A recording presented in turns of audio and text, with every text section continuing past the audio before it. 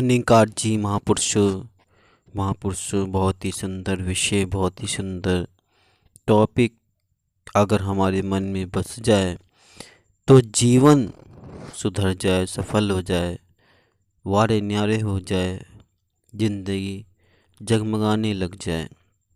तो महापुरुषों बस करते हैं आपसे इसी पर चर्चा, और दास निवेदन करता है कि आप पूरा सुनिए, ध्यान से सुने। और हाँ, अगर आपने अभी तक चैनल को सब्सक्राइब नहीं किया है तो संदेश निरंकारी का चैनल को सब्सक्राइब कर दीजिए और बेल आइकन भी प्रेस कर दीजिए। महापुरुषों, भक्ति निरंकार प्रभु के विधान एवं निजाम से जुड़ने का नाम है। परिणाम से नहीं, भक्ति स्वीकृति का नाम है। भक्त प्रभु के विधान को बिना किसी शर्त के सहर्ष स्वीकार करता है। भक्त का विश्वास व आनंद किसी परिणाम से नहीं जुड़ा होता। भक्त का सतगुरु पर विश्वास अचल और अडोल होता है। उसके लिए किसी कार्य का होना या न होना ज़्यादा अहमियत नहीं रखता। भक्त सुख और दुख से ऊपर उठकर हमेशा आनंद की अवस्था को कायम रखता है। वास्तव में भक्ति हमें जिंदगी जीने की कला सिखाती है। भक्ति हमें सुख और दुख में कैसे विचरण करना है, जीवन में कैसे स्थिरता रखनी है, इसकी समझ प्रदान करती है। भक्ति हमारे मन में प्रभु के प्रति शुक्राने का निर्माण करती है। भक्त की जिंदगी में सतगुरु के एहसानों का एहसास होता ही है। हर हाल में उसकी जुबान पर शुक्राना ही होता है। अगर जिंदगी में 4 सुख आ गए तो खुशी नहीं, 4 सुख चले गए तो दुखी नहीं। भक्त आने जाने वाली परिवर्तनशील वस्तुओं से न जुड़कर हमेशा एक रस रहने वाली परम सत्ता से जुड़कर आनंद की अवस्था में रहता है। भक्त के जीवन में आनंद की अवस्था किसी भौतिक सुख साधनों की मोहताज नहीं होती। कुछ वर्ष पूर्व हिमाचल प्रदेश में महापुरुषों के साथ प्रचार यात्रा पर जाने का अवसर प्राप्त हुआ।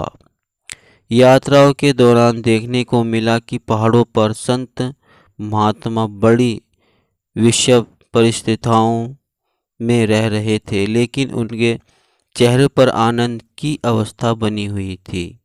जुबान से शुक्राना ही निकल रहा था। चाहे घर एक झोपड़ी में सीमित है, दुनियावी भौतिक सुख साधन भी नहीं है, लेकिन चेहरों पर मुस्कुराहट है और कृतज्ञता का भाव मुख से निकल रहा है। संसार में कुछ ऐसे सज्जन भी मिलते हैं जिनके पास सारे दुनिया भौतिक सुख साधन होने के बावजूद भी तनाव परेशानियों से घिरे नजर आते हैं और निरंकार प्रभु के प्रति गिले शिकवे करते रहते हैं। मानव की जिंदगी में जब भक्ति प्रवेश कर जाती है तब आनंद की अवस्था बन जाती है। भक्त का विश्वास चट्टान की तरह मजबूत होता है। भक्त की अपनी कोई इच्छा नहीं होती। वह निरंकार प्रभु की इच्छा को स्वीकार करके हमेशा एक रस व एक चित्त रहता है। भक्त अपने सतगुरु के आदेश को बिना किसी शर्त के स्वीकार करता है। इतिहास के पन्नों को पलटकर देखें तो पता चलता है कि भक्त शिरोमणि हनुमान ने भगवान श्री राम जी की सेवा करके भक्ति की पराकाष्ठा को परिलिखित किया। भक्ति हमेशा बेगर्ज, निष्काम व निश्चित होती है। सतगुरु बाबा हरदेव सिंह जी अक्सर इस महावाक्य को दोहराते थे। बेगर्ज जिन्हा दी उल्फत है, वो नवाज दी कीमत नहीं मांगते। इतिहास में निष्काम व निश्चित भक्त के अनेक प्रसंग पढ़ने को मिलते हैं। बाइबल में एक आयूब नाम के संत का जिक्र आता है। आयूब प्रभु यीशु मसीह की भक्ति करते थे। उनके पास सारे दुनियावी सुख विद्यमान थे। किसी इंसान ने यीशु मसीह से कहा कि हे प्रभु, आयूब आपकी भक्ति करता है क्योंकि आपने उसे सारे दुनियावी सुख प्रदान कर रखे हैं। अगर आपने उसकी भक्ति देखनी है तो कोई सुख उससे वापस लेकर देखो, पता चल जाए कि वो कितना बड़ा आपका भक्त है। एक रात आयूब का सारा परिवार घर में छत के नीचे खाना खा रहा था। भूकंप आया और मकान की छत गिर गई, जिसमें उसके सभी बच्चों की मौत हो गई। सबने यही सोचा कि अब आयूब खुदा के अस्तित्व के विरुद्ध हो जाएगा, लेकिन आयूब के मुख से निकला ही कि ए खुदा, तेरी इच्छा पूर्ण हो।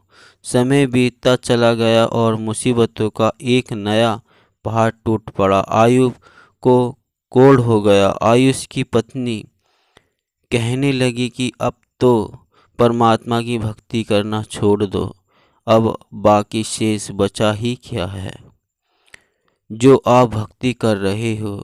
इस सूरत में भी आयूब मुस्कुराकर बोला कि हे प्रभु, तेरी इच्छा पूर्ण हो, तेरा निजाम पूर्ण है, तेरा विधान पूर्ण है। इस प्रसंग का भाव यह है कि भक्त की अपनी कोई इच्छा नहीं होती। भक्त हमेशा बेगर्ज भक्ति करता है। और हम सतगुरु माता सुखती शिक्षा जी के चरणों में अरदास करें कि हमारे जीवन में भी हमेशा भक्ति, विश्वास, आनंद बना रहे। महापुरुषों, हम अपने जीवन में इस कहानी से कुछ भी सीख सकते हैं, और अगर ना चाहें सीखना तो कुछ भी नहीं, पढ़ा, आनंद लिया, काफ़ी है। लेकिन अगर जीवन में वास्तव में आगे तक सुख में बनाना है तो निष्काम हमें भक्ति करनी है, और उसमें जिस परिस्थिति में प्रभु रखे उस परिस्थिति में हमें खुश रहना है, तो ही आनंद जीवन भर हमें रहेगा। फिर कोई दुख या सुख हमें कोई कष्ट नहीं पहुंचा सकता। बस हमेशा भक्त निष्काम सेवा करते हुए अपने प्रभु की भक्ति में आनंदित रहता है। महापुरुषों, आपको ये कैसे लगे आप लाइक व कमेंट कर सकते हैं। और दास मनीष फिर मिलता हूँ एक और अगली वीडियो में। तब तक के लिए आप सभी से आपके चरणों में दास का प्यार भरा धन्यवाद जी।